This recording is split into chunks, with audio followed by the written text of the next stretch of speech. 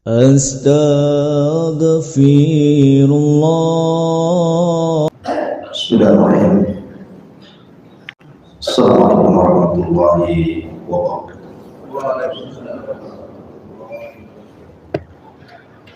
Ya Alhamdulillah wassalatu wassalamu ala rasulillah wa ala alihi wa sahbihi wa mawala wa la hawla wa la quwwata illa billahi wa barakatuh. Alhamdulillah di pagi hari ini kembali kita bisa duduk untuk berdoa lebih. Salawat besar kehadiran kepada Rasul kita Nabi besar Muhammad Sallallahu Alaihi Wasallam. Kita melanjutkan kajian kita masih membahas tafsir surah An-Naba. Mari kita masuk pada ayat ke-17. Bismillahirrahmanirrahim. Inna yawmal fasli kana miqatan. Yawma yunfakhu bis-suri fatatuna afwaja. Wa futihatis samaa fakanat abwaba. Wa suyyiratil jibalu fakanat saraba. Inna jahannama kanat mirsadan lit-taghina ma'aba labithina fiha ahqaba. Allah Subhanahu wa taala mengatakan, inna yawmal fasli kana miqatan. Sesungguhnya hari al-fasl, perhitungan, kana miqatan, ada waktu. Kapan itu? Yauma yunfakhu bis-sur, pada hari di mana ditiupkan padanya as-sur, sangkakala. Fatatuna afwaja, maka manusia akan datang kepada Allah Subhanahu wa taala afwaja, berkelompok-kelompok. Kita tahu bahwa para ulama berbeda pendapat tentang berapa kali tiupan sangkakala itu ditiup. Dalam ayat ini Allah Subhanahu wa taala menggunakan yunfakh, fi'il mudhari' lil majhul, artinya pelakunya disembunyikan. Lalu siapa yang meniup itu? Tentu malaikat. Dan siapa malaikat yang disuruh untuk meniup itu? Dalam hadis yang sahih namanya Israfil. Israfil inilah yang kemudian Allah Subhanahu wa taala memerintahkan untuk meniup sangkakala. Akan tapi ulama berselisih pendapat berapa kali tiupan. Ada yang mengatakan 3 kali tiupan, ada yang mengatakan 2 kali tiupan. Yang mengatakan 3 kali tiupan maksudnya 2 kali di dunia dan 1 kali di akhirat. Adapun 2 kali di dunia adalah tiupan yang pertama adalah tiupan kejutan, manusia dikejutkan. Dan tiupan yang kedua, tiupan kematian. Adapun yang satu di akhir, yang disebut dengan tiupan kebangkitan, ini satu pendapat. Tapi pendapat yang kuat wallahu a'lam berdasarkan nas Al-Quran adalah 2 tiupan saja, 1 di dunia dan 1 di akhirat. Artinya tiupan yang pertama gabungan antara kejutan dan kematian, dan tiupan yang kedua di akhirat nanti yang disebut dengan tiupan kebangkitan. Ketika Nabi SAW diutus menjadi Nabi dan Rasul, suatu ketika Nabi SAW tidak enak makan, tidak enak minum, bahkan tidak enak istirahat, termenung sehingga sahabat bertanya, ada apa gerangan dengan Anda wahai Rasul? Kayaknya hidupku tidak menikmati. Maka Nabi SAW mengatakan, fakaifa un'am, bagaimana aku akan merasa nikmat ini? Wa qad iltaqama sa'ibu qarni qarn, sementara pemilik tiupan, maksudnya Israfil, sudah meletakkan ujung moncongnya itu di mulutnya dan siap ditiup, menunggu izin dari Allah Subhanahu wa Ta'ala. Makanya dari situ Nabi SAW kita tahu bahwa Israfil meletakkan ujung moncong itu ketika diutusnya Nabi. Sebelumnya belum diletakkan. Kenapa? Karena Nabi SAW adalah akhirul anbiya, Nabi yang terakhir, dan umatnya juga akhirul ummah, umat yang terakhir. Artinya tidak ada Nabi setelah Rasul dan tidak ada umat setelah umat Rasul. Maknanya setelah ini terjadi kiamat.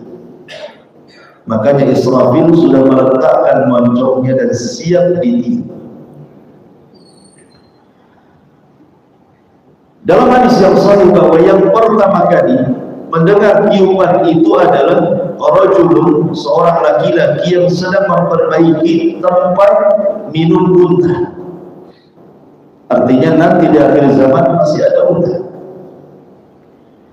Baru kemudian disusul orang-orang yang di jalan-jalan, disusul orang-orang yang di pasar-pasar, dan disusul setiap orang yang ada di rumah. Semua akan terkena tiupan. Tetapi sebelum tiupan ini ditiup, manusia akan dikumpulkan di mahsyar, dan ardul mahsyar itu ada dua tempat. Bumi tempat berkumpul manusia itu di dua tempat, satu di bumi dan satu di akhirat. Adapun di bumi, Nabi SAW bersabda bahwa tidak akan tegak hari kiamat sampai keluar narun takhruju minal ard, sebuah api yang keluar dari tanah Aden yang ada. Dan NASA sudah meneliti bahwa di bawah daerah Aden itu terdapat burka, terdapat api yang sangat besar. Kalau seandainya keluar, maka tidak ada api yang lebih besar dibandingkan api yang terkandung di bawah negeri Aden yang itu. Artinya ini sesuai dengan sabda Nabi SAW bahwa api itu akan keluar. Untuk apa api itu dikeluarkan? Untuk menggiring manusia. Api itu tidak diperintah untuk membakar manusia, tidak. Tapi kalau ada benda yang terkena api itu terbakar. Tetapi api tidak diperintahkan mengejar manusia apalagi membakar. Dia hanya menggiring saja. Kalau manusia diam, apinya juga diam. Kalau manusia berjalan, apinya berjalan.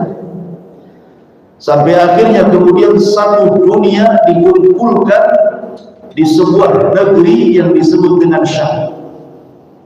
Negeri Syam inilah tempat berkumpulnya manusia di akhir zaman dari semua negara satu dunia. Ketika manusia berkumpul di Syam inilah, baru kemudian Allah Subhanahu wa Ta'ala memerintahkan Israfil untuk meniup sangkakala. Disitulah terjadi kiamatul kubur, kiamat besar. Akan tetapi sebelum kemudian Allah kiamatkan alam semesta ini, Allah Subhanahu wa Ta'ala kirim angin yang sangat sejuk, kemudian menerpa setiap orang yang memiliki iman dalam hatinya walaupun sebiji atom. kemudian diwafatkan.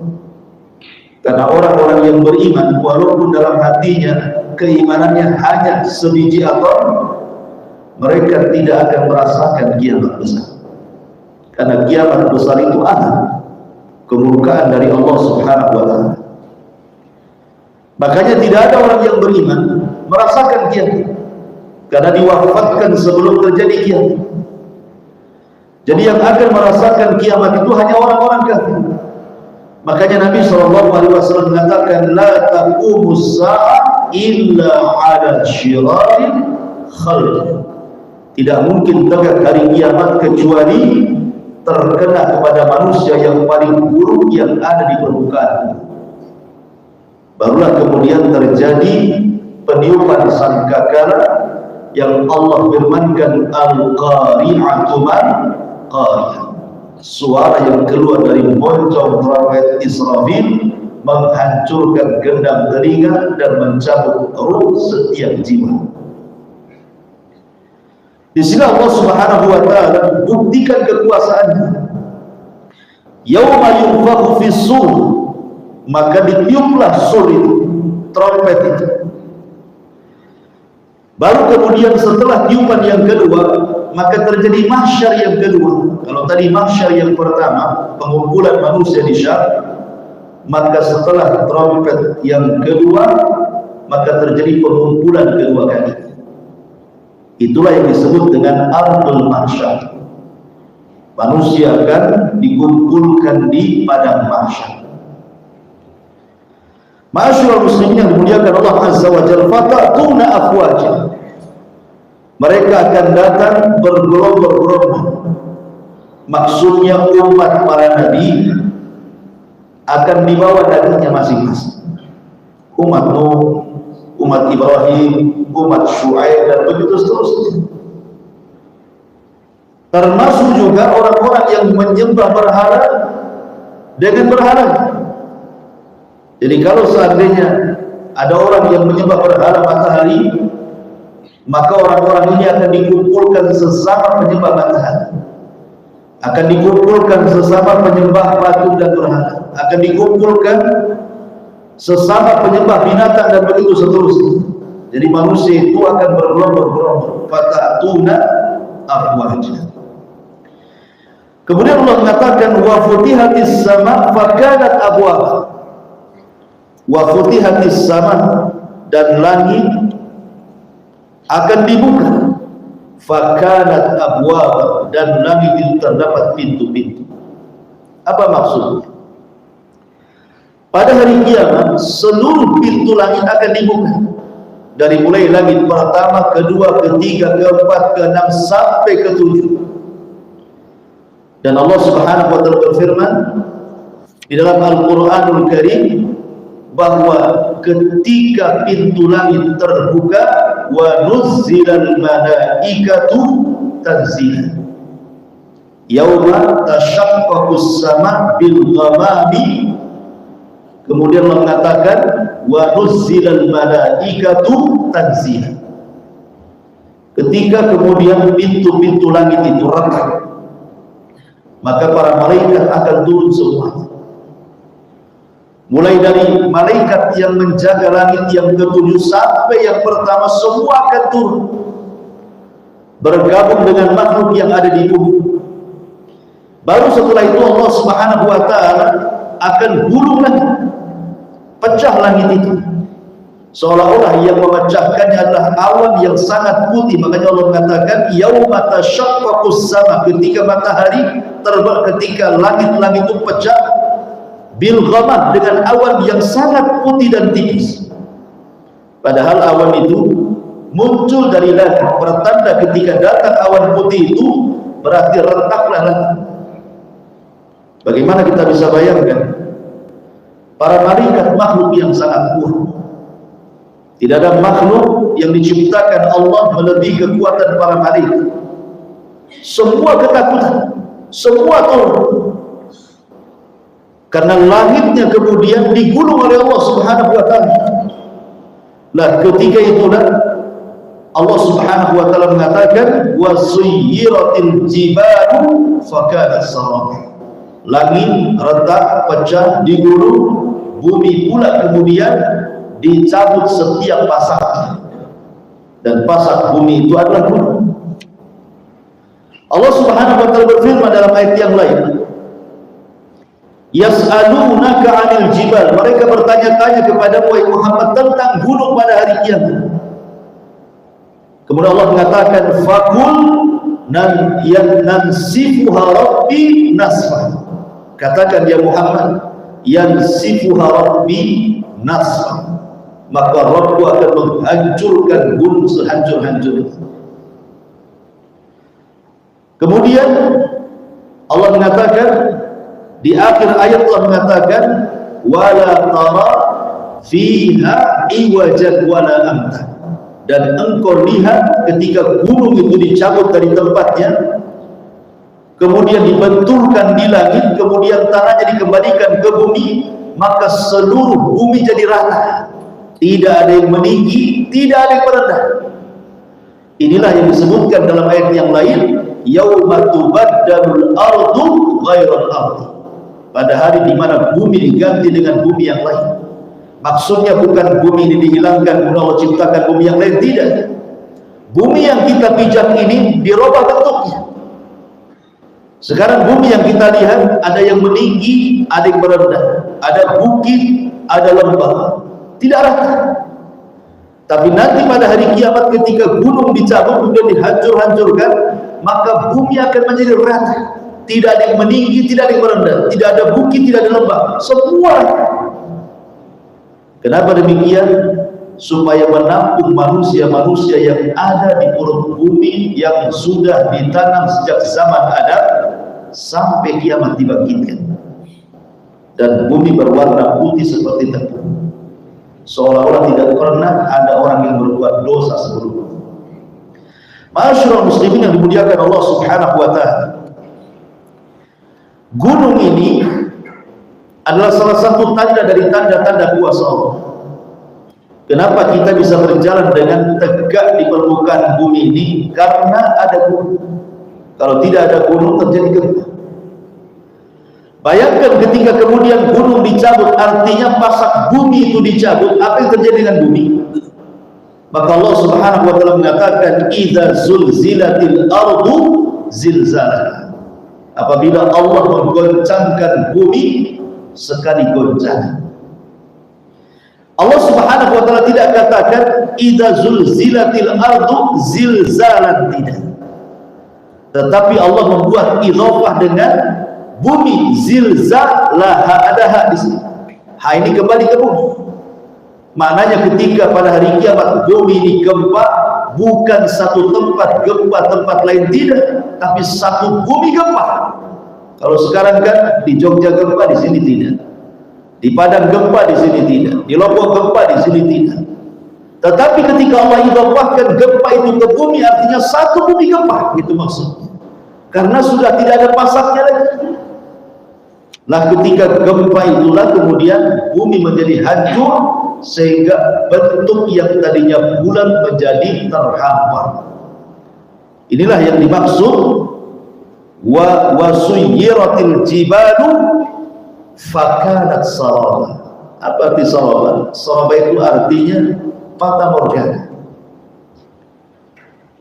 Karena bumi gunung itu ketika kemudian dicabut dari pasaknya, kemudian diangkat oleh Allah ke langit, kemudian dibentur-benturkan, kemudian setelah menjadi debu dan abu, baru kemudian dikembalikan ke bumi.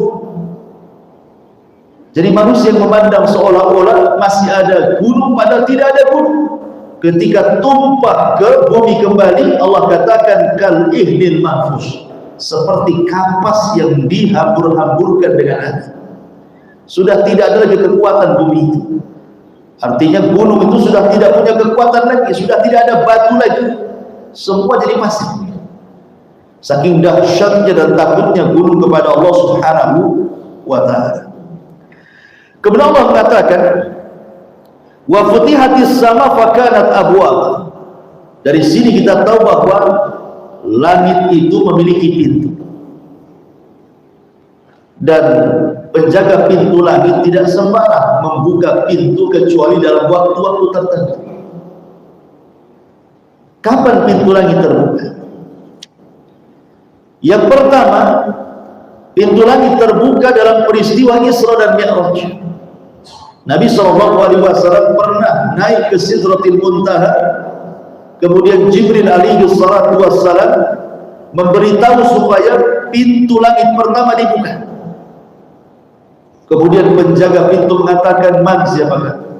Maka Jibril mengatakan, "Saya Jibril." "Wa man ma'aka, dan siapa yang bersamamu?" Kata Jibril, "Muhammad." "Awaqad uhiya ilai, apakah sudah diwahyukan dia boleh naik?" Kata Jibril, "Sudah, Allah yang perintahkan." Kemudian pintu itu dibuka dan Rasul serta Jibril naik ke langit pertama. Artinya tidak sembarang orang naik ke langit, ada pintunya di sini. Kemudian ke langit kedua, ketiga, sampai ke Sidratil Muntaha. Kemudian yang kedua, kapan pintu langit dibuka? Ketika ruh seorang mukmin meninggal dunia. Sebagaimana hadis Bara bin Azib radhiyallahu anhu, apabila ruhnya seorang mukmin dicabut kemudian diletakkan di sebuah kafan dari surga dengan bau harum yang semerbak sehingga harumnya sampai ke langit membumbung dan para malaikat memujinya. Itu ruhnya siapa? Harum sekali. Maka ruh ini diangkat oleh para malaikat, kemudian malaikat penjaga pintu langit pertama membuka pintunya, kemudian naik ke langit kedua, begitu juga sampai ke langit ketujuh. Kemudian Allah Subhanahu wa ta'ala katakan, kembalikan ruhnya ke dalam jasadnya, tapi catatannya naikkan di ilmiyin, di tempat yang paling tinggi di surga. Kemudian yang ketiga, saat sepertiga malam akhir. Sepertiga malam akhir, semua pintu langit dibuka. Makanya kenapa kemudian di sepertiga malam akhir itu waktu yang sangat mustajab doa. Para ulama mereka memanfaatkan sepertiga malam akhir itu untuk melaksanakan tahajud, zikir, baca Quran dan berdoa. Kenapa? Karena di saat itu Allah berfirman, siapa yang meminta aku kasih, siapa yang berdoa aku kabulkan, dan siapa yang meminta ampun aku ampuni. Makanya kalau banyak masalah, biasakan bangun di sepertiga malam akhir, minta kepada Allah, itu waktu pintu langit dibuka. Kemudian yang nomor 4, kata para ulama, pintu langit dibuka saat ada orang yang menzalimi. Kemudian orang yang dizalimi berdoa kepada Allah, maka doa orang yang dizalimi itu akan bisa membuka pintu langit bagi dia. Kenapa? Karena dahsyatnya doa orang yang dizalimi. Makanya Nabi SAW mengatakan, fattaqu da'watal madlum fa innahu laisa bainahu wa bainallahi hijab. Hati-hati dari doa orang yang zalimi, karena antara dia dengan Allah itu tidak ada penghalang. Artinya saat dia berdoa, maka seluruh pintu langit akan dibuka sampai doanya akan melesat langsung ke hadapan Allah Azza wa Jalla. Dan Allah katakan, la ansurannaka walau ba'da hin, saya akan tolong engkau walaupun kezaliman itu sudah lama. Tapi apakah yang dizalimi ini orang kafir ataukah orang Islam? Tetap Allah akan menolongnya. Bukan karena kekafirannya Allah tolong, bukan, karena dia dari pihak yang dizalimi. Makanya Allah Subhanahu wa ta'ala akan menolong orang kafir yang dizalimi. Sekali lagi, bukan kekafirannya, tapi karena posisi dia adalah orang yang dizalimi, makanya Allah tolong. Kalau orang kafir saja doanya akan melesat ke langit, bagaimana kalau yang dizalimi itu orang yang beriman? Tentu lebih melesat lagi kan. Kemudian juga yang nomor 5, saat azan dan saat selesai qomat sampai selesai sholat, itu pintu langit dibuka. Kenapa? Karena dahsyatnya amalan sholat. Dan ketika Nabi SAW Isra Mi'raj pun turun membawa sholat. Makanya kenapa ketika ada orang azan, Jangan sia-siakan kita menjawab orang azan. Kemudian di situ ada doa setelah azan supaya kita mendapatkan syafaat Nabi. Kemudian dari azan ke qomat itu ada solat. Mungkin dia sifatnya rawatib atau sifatnya nawafil. Solat sunnah biasa. Kemudian masuk ke solat wajib. Setelah solat wajib baru ditutup lagi langit itu. Termasuk juga pintu langit dibuka itu, kata para ulama, saat manusia berzikir kepada Allah Subhanahu wa taala, menyebutkan tahlil kalimat la ilaha illallah, kemudian juga tasbih subhanallah, dan juga wala haula wala quwata illa billah. Maka ini juga zikir-zikir yang menyebut kalimat tauhid, maka itu bisa membukakan pintu langit. Kenapa kemudian kita memilih pintu langit dibuka, kemudian kita beramal amalan seperti tadi? Karena ketika pintu langit dibuka, maknanya rahmat Allah lagi turun kepada kita. Sehingga jangan kemudian disia-siakan tatkala pintu langit itu dibuka. Terutama waktu-waktu yang sudah saya jelaskan tadi. Tapi pada hari kiamat bukan hanya dibuka pintunya, bahkan langitnya pun akan dipecah dan digulung. Kemudian Allah mengatakan, inna jahannama kanat mirsada. Sesungguhnya neraka jahanam itu memiliki mirsad, pengintai. Apa maksudnya? Ulama tafsir mengatakan bahwa kita semua tidak mungkin masuk surga kecuali harus melewati neraka. Tidak ada manusia satupun yang masuk surga kecuali harus melewati neraka. Karena ketika Allah Subhanahu wa taala menemui hamba-hambanya di padang mahsyar, maka Allah Subhanahu wa taala akan menunjukkan betapa kuasanya Allah, sehingga Allah Subhanahu wa taala memanggil neraka jahanam. Maka jahanam kemudian akan didatangkan dan memiliki 70.000 tali kekar. Setiap satu tali kekar akan digeret oleh 70.000 malaikat. Kemudian akan dihadapkan di hadapan manusia membelakangi surga. Lah disitulah Allah Subhanahu wa taala kemudian meletakkan titian yang disebut dengan titian siratal mustaqim. Tidak ada yang bisa masuk surga kecuali harus lewat titian itu. Makanya Allah mengatakan, wa in kuntum illa wariduha. Kalian tidak mungkin tidak pasti melewati titian itu. Ketika kita melewati titian, maknanya kita menyeberangi jahanam. Bagi yang bisa melewati jahanam berarti dia masuk surga. Tapi bagi yang tidak bisa melewati jahanam, maka takdirnya dia masuk neraka. Lah para penjaga pintu jahanam itu, mereka mengintai orang-orang yang jatuh dari titian siratal mustaqim. Itu maknanya inna jahannama kanat mirsada, bahwa sesungguhnya neraka jahanam itu ada para pengintai menunggu orang-orang yang jatuh dari titian itu. Dan ingat bahwa kalau seandainya ada manusia jatuh dari titian itu sampai di dasar jahanam itu setelah 70 tahun kata Nabi. Jadi kalau orang terjatuh dari titian baru sampai di dasar jahanam itu 70 tahun melayang-layang dia, tersiksa dia. Sedemikian dahsyatnya siksaan Allah Subhanahu wa taala. Inna jahannama kanat mirsada lit-taghina ma'aba. Untuk siapa? Untuk orang-orang yang tughyan, melampaui batas. Orang-orang yang hidup di dunia melampaui batas sehingga lupa dengan akhirat, ingat dunia saja. Allah mengatakan, kalla innal insana la yatgha an ra'ahu istaghna.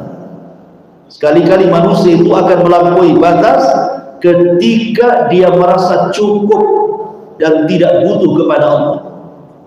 Dan itu rahasia jahatnya manusia ketika melampaui batas. Melampaui batas dalam hal apa saja. Dalam agama pun melampaui batas tidak boleh. Dia melampaui batas dari yang Allah perintahkan atau yang Rasul perintahkan tidak boleh. Karena Islam itu agama sempurna, jangan ditambah, jangan dikurang. Atau melampaui batas dalam harta, melampaui batas dari jabatan, dan begitu seterusnya. Maka Allah Subhanahu wa taala akan menyediakan bagi orang-orang yang melampaui batas ma'aba jahannam, itu tempat tinggalnya. Kemudian Allah mengatakan labithina fiha ahqaba, maka dia akan masuk dan menempati jahannam itu ahqaba. Ahqaba ini jama daripada hukum. Hukum itu adalah bilangan. Jadi satu hukum itu sama dengan samanuna sana, 80 tahun. Jadi hukum itu, satu hukum itu sama dengan 80 tahun.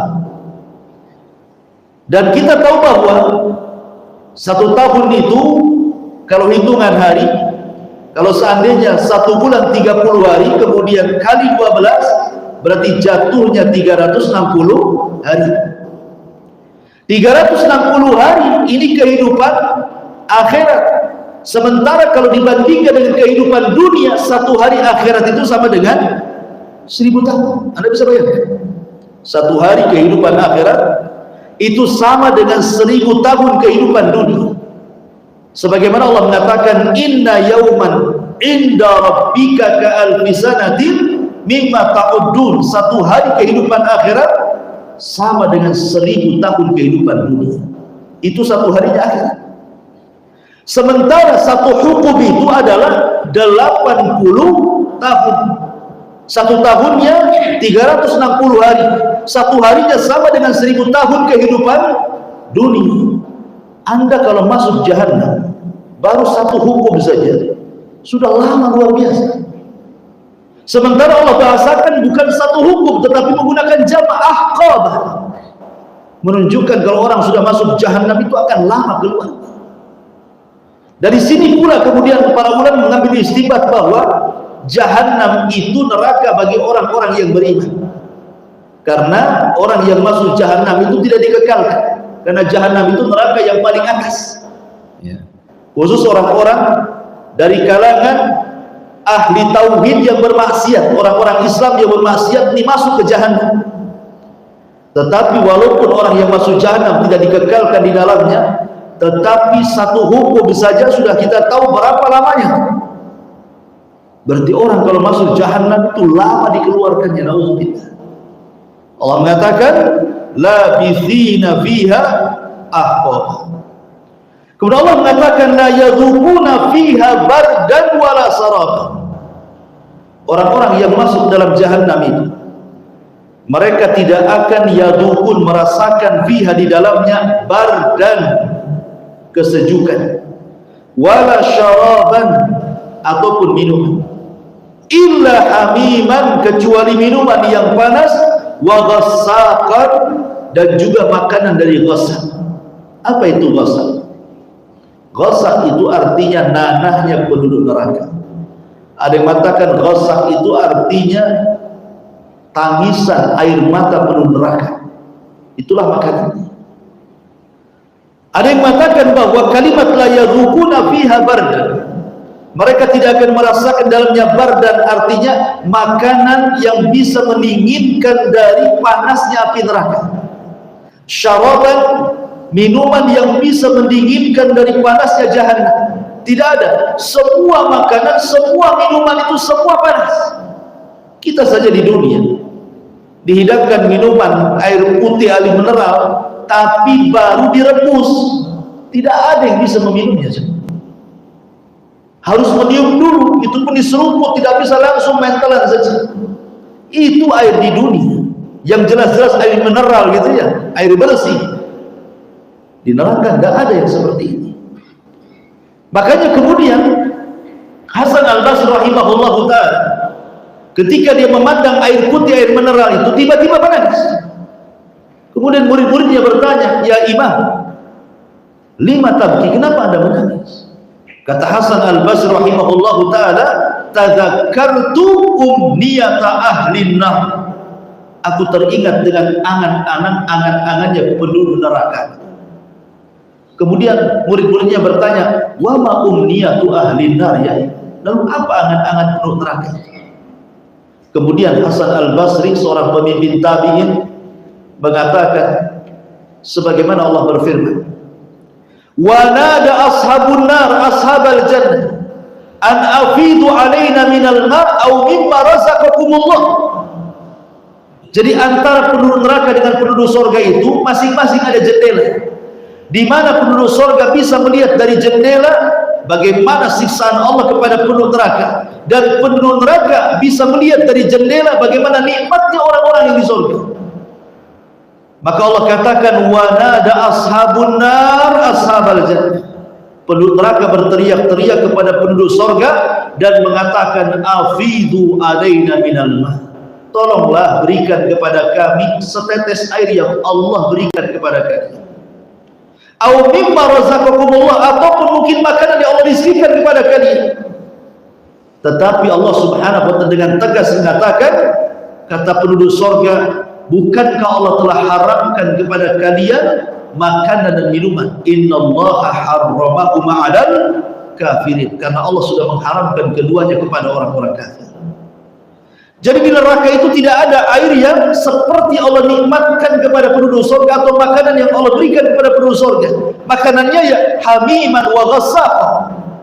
Hamim itu air yang sangat panas, yang kalau diminum itu rusak semua satu badan. Dan ghassaq saya katakan tadi itu adalah darah dan nanahnya penduduk neraka. Ada juga yang mentafsirkan keringatnya penduduk neraka, ada juga yang mengatakan itu air matanya penduduk neraka. Itu yang dimakan. Adapun buah-buahan yang disediakan di neraka adalah buah zakum. Zakum itu buah yang berduri. Jadi kalau dimakan itu tidak sampai ke perut, sudah berada di tenggorokan, tidak bisa masuk karena berduri. Jadi belum lagi masuk ke perut sudah menghancurkan tenggorokannya. Itulah zakum yang Allah firmankan, inna syajarataz zakum ta'amul athim. Sesungguhnya pohon zakum itu adalah buahnya makanan orang-orang yang berdosa yang masuk neraka jahanam. Na'udzubillah. Labithina fiha ahqaba la yadhukuna fiha bardan wala syaraba illa hamiman wa ghassaqa. Kemudian Allah mengatakan jazaan wifaqa. Itu sebagai balasan yang setimpal. Ingat bahwa ketika Allah Subhanahu wa ta'ala memasukkan orang ke surga itu bukan karena amal, tapi karena rahmat. Ketika Allah Subhanahu wa ta'ala masukkan orang ke neraka bukan karena kezaliman, tapi karena keadilan. Di mana Allah Subhanahu wa ta'ala hanya membalas satu dosa dengan satu azab. Tetapi orang yang masuk ke dalam surga itu berbeda. Karena amalan yang sedikit mendapatkan nikmat yang banyak. Makanya orang masuk surga itu karena rahmat, bukan karena amal. Karena ada satu kisah di zaman Bani Israel yang dikisahkan oleh Rasul SAW dalam kisah Israiliyat yang banyak dinukilkan para ulama. Ada seorang Bani Israel itu tidak pernah maksiat seumur hidupnya selama 70 tahun sampai meninggal. Dari awal dia lahir sampai dia wafat tidak bermaksiat. Kerjanya hanya beribadah saja. Jadi akhirnya kemudian dia diwafatkan oleh Allah Azza wa Jalla. Setelah diwafatkan, berdirilah dia di depan pintu surga. Kemudian Allah Subhanahu wa ta'ala katakan kepada orang ini, udkhulul jannah bi rahmati. Masuk kau ke dalam surga dengan rahmat. Tiba-tiba dia mengatakan, tidak ya Allah, aku tidak mau masuk surga karena rahmat. Orang yang masuk surga karena rahmatmu itu kan orang-orang yang berdosa, kemudian bertobat, kau ampuni dia, kemudian dapat rahmat. Wajar dia masuk surga karena rahmat. Aku kan gak pernah berbuat dosa, aku tidak mau masuk surga karena rahmat. Masukkan aku ke dalam surga karena amalan. Maka Allah Subhanahu wa ta'ala mengatakan, kalau begitu hitung amalan, berapa sih amalan? Akhirnya kemudian dihitung. Rupanya amalannya dari awal hidup sampai terakhir mati tidak lebih daripada nikmat yang Allah anugerahkan berupa nikmat pandangan. Akhirnya karena dia takut tidak masuk surga, dia mengatakan, kalau begitu ya Allah, gak apa-apa, masukkan aku dengan rahmat. Lihat bagaimana orang masuk surga karena rahmat. Lalu apa fungsi amal itu? Fungsi amal itu untuk meraih rahmat dan untuk menentukan tingkatan orang di surga. Adapun orang masuk neraka, jazaan wifaq. Jadi balasan yang setimpal. Kalau saya analogikan seperti ini. Umpamanya Anda punya anak kecil. Anda ini tidak pernah sholat dan tidak pernah mengajarkan kepada anak Anda sholat. Akhirnya ketika Anda sudah tua, anak pun sudah besar, tiba-tiba Anda mengatakan, nak sholat. Ya anak ini ya mengikuti orang tuanya, oh nggak pernah diajarkan sholat, macam mana dia sholat? Itulah jazaa wifaq namanya.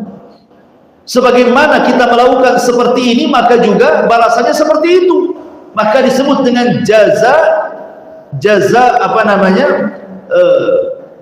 Balasan itu setimpal dengan amalan. Al jazaa'u min jinsil amal. Bahwa balasan itu akan setimpal dengan amalan. Itu yang dimaksud jazaan wifaqah. Innahum kanu la yarjuna hisaba. Karena mereka orang-orang kafir selama di dunia tidak pernah takut akan hisab. Hati-hati orang-orang yang tidak pernah takut akan hisab. Seperti orang-orang yang meninggalkan sholat kok biasa-biasa saja, itu aneh kan? Banyak tuh di masyarakat itu. Gak sholat itu kayaknya gak berdosa. Ya, kemudian puasa Ramadan, padahal dia sanggup, biasa saja dia tidak puasa. Ya. Kemudian orang kaya yang sudah banyak kekayaannya, tak mau juga dia zakat. Kayak biasa saja, tidak berdosa gitu. Kalau yang rukun Islam saja diremehkan, macam mana kemudian yang sifatnya sunnah dan anjuran, yang wajib saja diremehkan?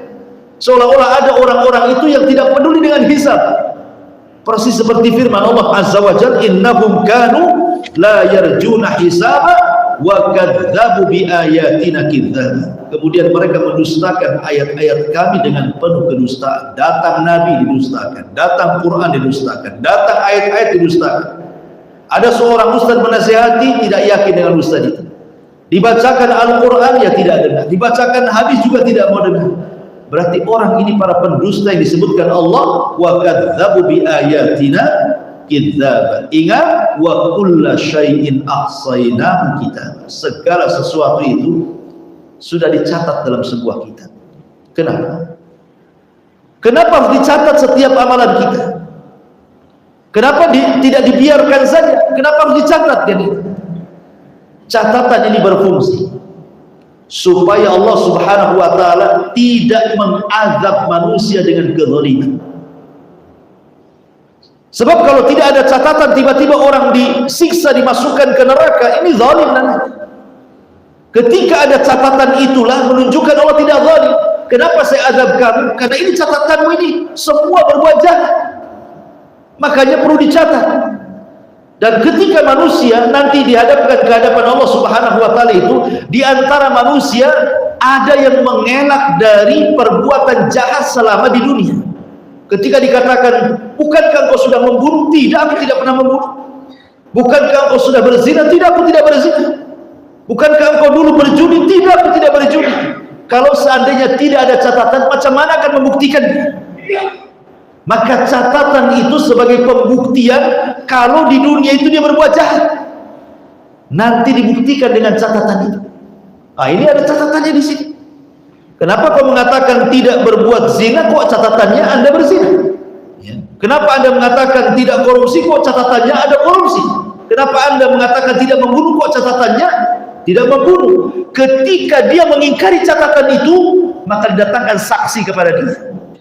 Makanya Allah mengatakan dalam surah Yasin, ketika mulut terkunci, yauma nakhtimu ala afwahihim. Apa yang terjadi? Wa tukallimuna aydihim.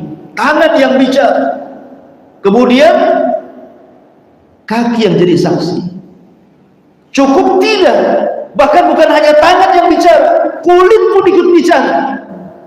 Sampai kemudian kulit ini diprotes oleh badan dan mengatakan, lima syahidtum alaina, hei kulit, harusnya kau bela badanmu. Kenapa kau jadi saksi akan perbuatan maksiat badanmu? Kata kulit, antaqanallah, Allah yang buat bicaraan. Cukup sampai di sini saksi? Tidak. Bumi akan jadi saksi di hadapan Allah. Makanya Allah mengatakan, idza zulzilatil ardu zilzalaha wa akhrajatil ardu athqalaha wa qala al insanu ma laha yawma idzin tuhadditsu akhbaraha. Apa kalimat yawma idzin tuhadditsu akhbaraha? Di mana bumi akan menghabarkan kabar siapapun yang pernah menginjak di atasnya. Bumi lo akan ngomong di hadapan Allah, ya Rabb, orang ini, detik ini, hari ini, bulan ini, tahun ini dia bermaksiat. Ini letaknya di sini. Apa cukup bumi bersaksi? Tidak. Para malaikat akan bersaksi, langit akan bersaksi, banyak saksi-saksi. Bahkan cukuplah Allah yang menjadi saksi, tanpa makhluk pun sudah cukup. Tapi untuk menguatkan bahwa tidak ada yang bisa menolong dia kecuali Allah Subhanahu wa ta'ala. Karena di akhirat tidak ada lawyernya aja, dia butuh lawyer di akhirat. Cemana dia akan membela diri? Saksinya begitu banyak. Masyarul muslimin yang dimuliakan Allah Azza wa Jalla. Makanya di sini Allah mengatakan, wa kulla syai'in ahsaynahu kitab. Segala sesuatu kami catat. Raqib dan Atid mencatat. Para malaikat mencatatnya. Fadhuqu falan nazidakum illa adab.